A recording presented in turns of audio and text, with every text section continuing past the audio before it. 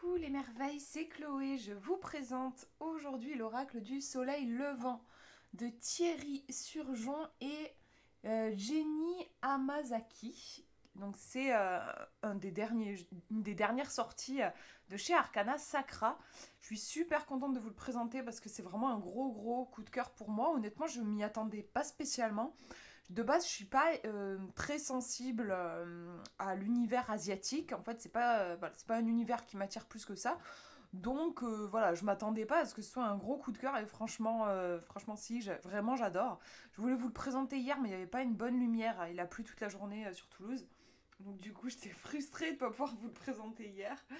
Mais bon, là aujourd'hui, on a un beau soleil, donc c'est chouette, vous verrez bien les illustrations. Bienvenue au cœur de la spiritualité japonaise. L'oracle du soleil levant porte en lui la délicatesse, la force, le respect et la bienveillance du peuple nippon. Les 60 cartes illustrées avec un grand sens du détail sont autant un outil de développement personnel que les messagères de prédiction claires et intenses. Le livre fourmille d'anecdotes et d'informations poussées qui présentent de multiples facettes de ce pays fascinant et pourtant méconnu. Donc ouais, vous apprenez des trucs, si comme moi vous n'êtes pas calé du tout sur la culture japonaise, vous allez apprendre des choses aussi en tirant les cartes et ça c'est toujours sympa je trouve. Il propose également des exemples de tirage et un travail minutieux sur la signification des cartes. Accessible à tous et à toutes, cet oracle vous immerge dans la culture japonaise avec passion et simplicité. Il vous offre une expérience inédite à la découverte de l'histoire ésotérique du Japon, d'une sagesse et d'une puissance inestimables. Préparez-vous à un voyage hors du commun. Donc on a 60 cartes et un livret de 224 pages en couleur. Le jeu est au prix de 35 euros. Donc on est sur ces grands coffrets qui sont faits chez Arcana Sacra. Je vais vous montrer par rapport à ma main. Voilà, c'est vraiment les grands coffrets. Qu'est-ce qu'on a eu? On a eu Histoire de sorcière, comme ça. On a eu l'Oracle des murmures. On a eu le Light Seer Tarot qui a été édité sous ce format-là. Donc c'est voilà, ces grandes boîtes qui sont aimantées. Et là, on a une grande vague. Et après, donc, on a le livret qui est bien épais. On va le regarder ensemble parce qu'il est vraiment bien fait. Après, vous avez les cartes qui se trouvent dans un bac à papier. On a un ruban pour enlever les cartes facilement. Hop, je les mets de côté. Et je vais vous montrer en fait le bac à papier. On peut l'enlever toujours dans ces boîtes de chez Arcana Sacra et vous découvrez toujours une illustration. Et là, voilà, c'est juste magnifique. J'en ai des frissons, vraiment. Je trouve cet oracle absolument sublime. Donc voilà pour la boîte. On va regarder le livret. Donc c'est un beau livret en couleur, papier glacé. C'est vraiment de la qualité Arcana Sacra. Alors au début, on a quelques mots sur l'auteur et sur l'illustratrice qui forment vraiment un bon combo, je trouve, tous les deux, ça fonctionne super bien ensemble, ils fonctionnent très bien ensemble. On a une introduction, on vous indique comment préparer votre tirage. Vous avez des tirages qui sont proposés, donc là le fameux tirage à une carte, mais après vous avez des tirages qui sont inédits, qui sont conçus vraiment en lien avec ce jeu que vous trouverez nulle part ailleurs. Là on a le tirage du Sakura. Et ça c'est génial, vous avez des exemples de tirages. Donc vraiment avec une situation, donc là par exemple la consultante veut changer sa cuisine, elle a fait appel à un ouvrier qui lui a conseillé, qui lui a été conseillé mais qu'elle ne connaît pas. Elle aimerait savoir si les travaux vont bien se passer. Donc là on voit qu'on est vraiment sur un jeu, et ça m'a surprise aussi, on est sur un jeu bien divinatoire en fait. Je sais pas pourquoi, mais je m'attendais à plus un jeu de guidance. Je pensais que ça allait être de belles réflexions, un jeu profond, mais je m'attendais pas à ce qu'il soit aussi divinatoire. Donc vous voyez là, dans le type d'exemple qu'on a, on est vraiment sur du divinatoire. Même si bien sûr l'oracle est suffisamment bien conçu pour qu'on puisse faire un travail de guidance aussi. Mais c'était écrit dans le résumé, on nous disait, on a à la fois le côté divinatoire et le côté guidance. Vous avez le tirage du mont Fuji. Pareil, avec un exemple de tirage. Le tirage du fil rouge du destin. Vous voyez que vous avez vraiment de quoi, j'adore moi. J'aime tellement quand j'ai un nouveau jeu et que j'ai des tirages inédits à tester. J'adore. Le tirage des arts martiaux. Il y en a un paquet en plus. Et le tirage des 12 maisons. Faire un petit peu d'astrologie. À chaque fois, vous avez des exemples de tirage. Ensuite, on arrive sur la signification des cartes. Alors, on retrouve le titre, l'illustration de la carte en couleur. Vous avez toujours une petite citation. Alors là, c'est un proverbe japonais. Je ne sais pas si c'est des proverbes à chaque fois. Et si, j'ai l'impression que à chaque fois, c'est des proverbes... Ah non, je suis tombée sur une citation pour le coup. Mais on a beaucoup de proverbes japonais. Voilà, c'est toujours bien sûr en lien avec la culture du Japon. Ensuite, vous avez l'interprétation générale. Donc là, c'est là qu'en général, vous allez apprendre des choses sur le Japon. Voilà. Par exemple, moi j'avais... là, sous le nez, j'ai la carte de la calligraphie. Vous allez avoir quelques mots sur l'art de la calligraphie au Japon. Voilà. Et ensuite, vous avez un deuxième paragraphe ici où on va rentrer plus dans la signification de la carte. Qu'est-ce que ça veut dire dans un tirage? Donc là, par exemple, on nous dit la radiation de cette lame a des conséquences directes sur notre vie. Le lever du soleil, c'est la promesse d'une nouvelle vie qui commence, le point de départ d'une nouvelle aventure. Lorsque vos nuits sont perturbées et qu'elles éclipsent le sourire sur notre visage, la lumière du jour qui se lève vient nous rappeler que tout est encore possible. Donc là, voilà, je ne vais pas tout vous lire, mais on a vraiment le détail de la carte dans le tirage. Vous avez le détail au niveau affectif, au niveau professionnel. Donc vous voyez, ça c'est typique des jeux divinatoires. En général, vous avez l'aspect affectif, l'aspect pro. Vous avez aussi l'aspect finance, ça continue. Donc on a 3 pages. Ça continue ici sur le matériel. Vous avez les mots-clés. Donc on nous dit pour cette carte le commencement, le début, l'aventure, le premier pas, l'audace, l'instinct, la lumière, le rayonnement, le dialogue, l'association, découvrir son enfant intérieur. C'est riche aussi, je trouve, au niveau des mots-clés qui nous sont proposés. Vous avez la signification de la carte inversée, donc ça permet aussi de faire un travail de l'ombre. Et ensuite, vous avez, alors ça c'est super sympa, je trouve, chaque carte est associée à un personnage. En gros, si cette carte était un personnage, qu'est-ce que ce serait? Et souvent, vous avez aussi des propositions de métiers liés à la carte. Là, par exemple, on nous dit, le personnage, c'est quelqu'un qui ne tient pas en place, un voyageur, un agent de voyage, quelqu'un qui déteste la routine, qui ne sait pas où il sera demain, un vagabond, en situation de précarité ou qui change très souvent de travail, créatif, aime lancer des tendances, ne pose pas trop de questions, optimiste. J'aime beaucoup. C'est à la fois très précis et en même temps ça permet aussi de capter l'essence de la carte et de développer son intuition. Vraiment, c'est une richesse. Voilà, vous avez quand même, à chaque fois, vous avez 3 pages pour chaque carte avec toutes ces informations. Donc, le côté un peu théorie, vous apprenez des choses sur la culture du Japon. Le côté divinatoire, qu'est-ce que cette carte elle signifie? Vous avez les mots-clés, vous avez le point sur le domaine affectif, sur le domaine pro, sur le domaine matériel, et si c'était une personne, qui ce serait. Donc ça, par exemple, cette dernière info, c'est sympa aussi si vous voulez... si vous avez l'habitude d'utiliser des signifiants quand vous faites je crois que ça s'appelle comme ça, en le disant j'ai un doute, il me semble que c'est ça. Vous savez, la carte qui va représenter le consultant. Par exemple, vous avez un artiste qui vient vous consulter pour une question qui lui est propre. Vous allez chercher la carte qui va le plus représenter l'artiste. Et donc, vous pouvez vous aider de ces indications-là. Ça peut aussi vous aider quand vous cherchez à cerner quelqu'un. Voilà, vous avez peut-être des doutes sur le fait que vous pouvez faire confiance à cette personne, vous avez l'impression qu'il y a quelque chose d'un petit peu trouble, vous pouvez tirer une carte et aller voir le personnage, qu'est-ce que ça décrit au niveau du personnage. Ça vous renseignera sur la personnalité de la personne. Donc voilà pour les cartes, et en plus on en a 60, et donc ça fait pas mal de cartes. Enfin vraiment, ce jeu il a toutes les qualités, je ne lui vois aucun défaut. À la fin, vous avez aussi de quoi prendre des petites notes si vous avez envie. Désolée, j'ai dû faire une petite pause. En fait, je voulais vous montrer les cartes et puis j'ai constaté qu'il y avait des détails qui ressortaient pas bien à la webcam et j'ai tout fait, j'ai tout tenté, mais j'arrive pas à avoir quelque chose de parfait. C'est vrai qu'en fait, c'est des cartes où il y a pas mal de finesse et du coup, notamment au niveau des titres des cartes. Et donc, vous voyez, ça ressort pas super bien à la caméra. Donc, je suis désolée pour ça. Après, on voit quand même bien les illustrations. Mais du coup, je vous laisse imaginer voilà, qu'il y a vraiment ce côté très fin dans l'écriture. Alors, au niveau du dos des cartes, vous voyez qu'on est sur des cartes qui peuvent être renversées. On a des tranches qui sont blanches. Au niveau de la taille, je vous mettrai la taille exacte dans la description, mais vous voyez, ça fait la pomme un peu de ma main, en gros.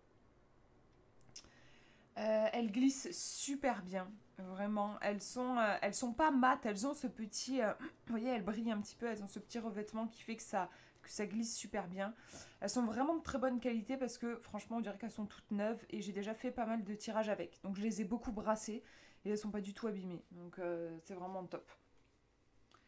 Donc je vous montre, hop, les illustrations. On a beaucoup de finesse dans le trait, beaucoup de détails, donc ouais, je suis désolée pour le titre qui ressort pas de ouf.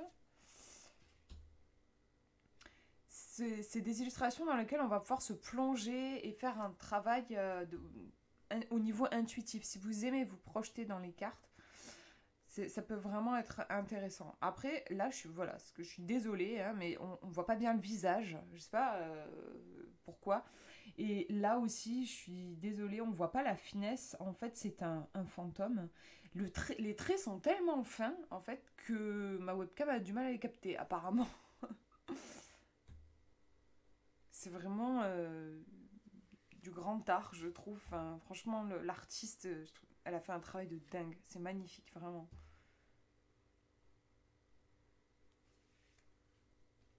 Voilà, ça c'est l'illustration qu'on retrouve sur le coffret. Il est trop beau, il est trop trop beau ce jeu, vraiment magnifique, magnifique. Et il n'est pas seulement beau en plus, hein, parce que il répond super, super, super bien. Vraiment, il a une précision, il est d'une justesse dans ses messages. J'ai fait pas mal de tirages avec et il m'a vraiment impressionné à chaque fois. Il tombe, euh, il tombe super juste. Vous pouvez lui poser les questions que vous voulez, que ce soit du divinatoire ou de la guidance. Il est, euh, il est vraiment impressionnant. On sent qu'il y a un gros boulot, je trouve, qui a été fait derrière.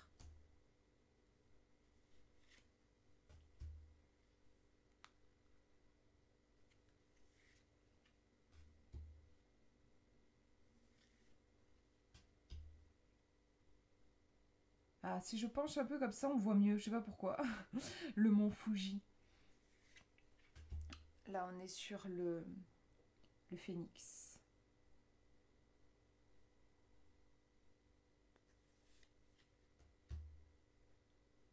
Le sanctuaire. C'est vraiment très très fin, je trouve, au niveau des traits. La geisha.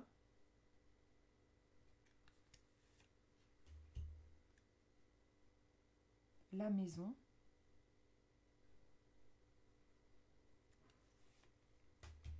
Les origamis. Enfin, l'origami, pardon.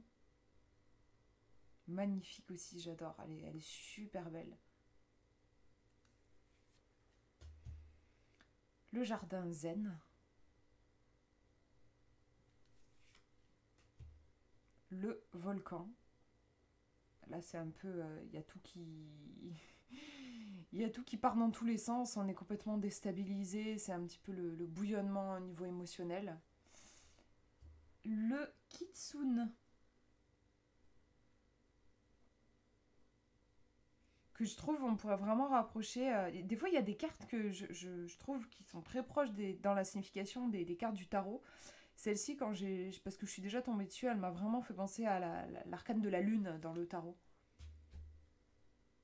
La lanterne.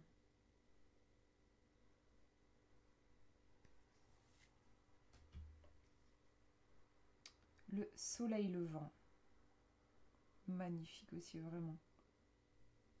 Elles sont assez intuitives, on sent tout de suite, enfin là, voilà, qu'il y a quelque chose de positif dans cette carte, et puis il y en a d'autres qui font plus mal, parce que voilà, il faut savoir qu'on est sur un jeu qui a qui a des cartes compliquées et qui a aussi des cartes positives, mais les deux existent dans le jeu, quoi. Il y en a des fois qui font un peu mal. Les ancêtres.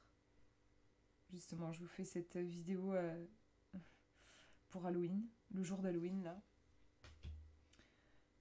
L'érable japonais.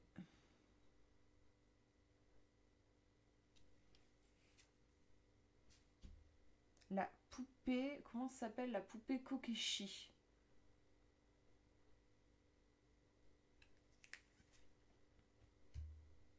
La cérémonie du thé.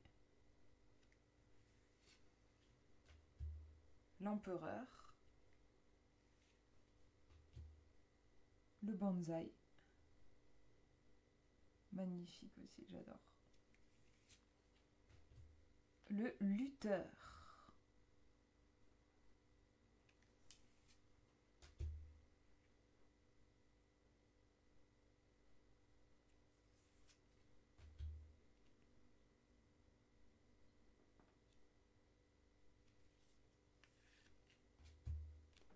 Les grues qui semblent nous apporter un message. Ah oui, on a aussi d'ailleurs, pour vous dire que c'est vraiment des choses qu'on trouve que dans les jeux divinatoires d'ailleurs, il me semble. C'est vous avez une carte l'homme et la femme. Et en fait, elles sont là pour justement, si jamais vous faites un tirage pour une femme, vous allez prendre la carte de la femme. Si vous faites un tirage pour un homme, vous allez prendre... Enfin voilà, les cartes vont représenter le consultant ou la consultante. Enfin voilà, ça c'est typique des jeux aussi divinatoires. Le pèlerin.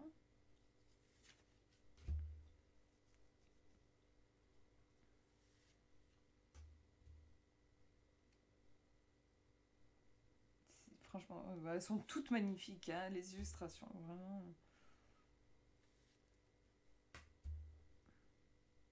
C'est superbe.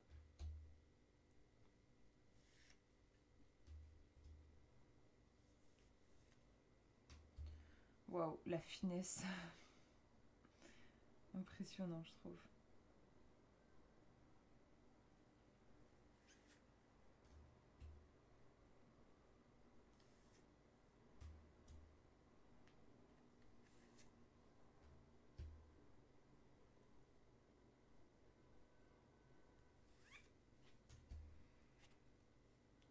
Le cimetière.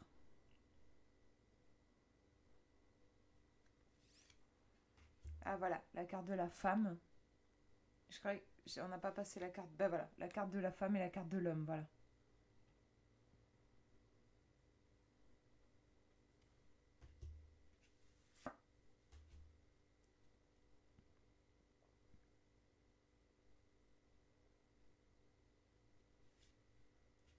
Et la grenouille. Hop, voilà pour les cartes. Je vais vous en tirer une et on va lire le message associé. Hop, allez, je me concentre pour que vous puissiez avoir un petit message pour vous qui regardez cette vidéo. Hop. Alors, je connais pas la carte, mais j'adore l'illustration, donc je suis très contente de tomber dessus. Les carpes koi. Mais donc, du coup, ici en mode puzzle. On va regarder la signification. Donc, c'est la numéro 19. La carpe koi, si tu fais, je vais vous montrer, peut-être comme ça vous pouvez lire avec moi. Si tu fais le maximum, tu n'as plus qu'à attendre tranquillement. Interprétation générale. La carpe koi est un poisson facilement apprivoisable qui apprécie le contact de l'homme. On peut en effet assez aisément le caresser ou le nourrir à la main. Extrêmement résistants et connus pour leur longévité, ces carpes peuvent supporter des hivers très froids en hibernant.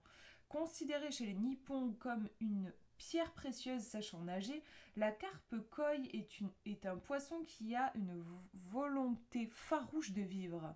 Les obstacles et les très longues distances ne lui font pas peur. Rien ne l'effraie, même pas la mort. Au Japon, on prétend que c'est le seul poisson qui ne cherche pas à s'échapper sur une planche à découper. J'aime bien. Forte de ses 4386 arêtes et de ses couleurs chatoyantes, la carpe koi entreprend son voyage avec la force de la douceur. Ce poisson tire sa puissance et sa longévité de sa capacité à accepter ses faiblesses et sa vulnérabilité.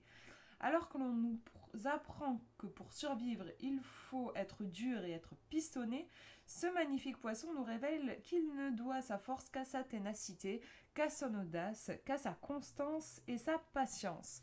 En présence de cette carte, on vient nous dire que les efforts, les sacrifices et la volonté finissent toujours par payer. Il serait inconscient de croire que la chance a plus de pouvoir que le courage et la détermination. Il s'agit surtout de donner tout ce que l'on a pour ce que l'on aime. Quand la carte de la carpe koi apparaît, c'est pour nous encourager à ne jamais abandonner, à finir ce qui semble à nos yeux un puzzle interminable. Si ce pourquoi nous nous battons nous semble juste pour notre avenir, nous n'avons aucune raison d'avoir peur.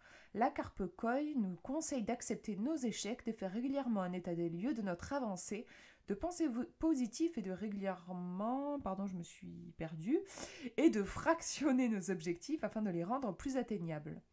Ne relâchons jamais nos efforts. Cette lame nous indique que nous savons nous motiver seuls et faire fi des critiques. Lorsque nous connaissons nos propres limites, nous sommes capables d'utiliser encore mieux tout notre potentiel, même si cela requiert beaucoup de patience. Ayons foi en ce que nous faisons pour déplacer les montagnes. Aussi, dans toutes les cultures asiatiques, la carpe koi est de plus le symbole de l'argent et de la richesse. Sa présence est plutôt de bon augure concernant tout ce qui a trait aux finances. Affectif. Pour l'affectif, pour les célibataires, ce n'est pas le moment de lâcher l'affaire. Vous avez déjà énormément travaillé sur vous pour pouvoir aimer à nouveau. Soyez patient, l'amour ne s'est pas fait en un jour. Prenez le temps d'apprécier les rencontres que vous faites sans vous mettre la pression. Je vais les lire comme ça parce que ça sera plus simple pour moi.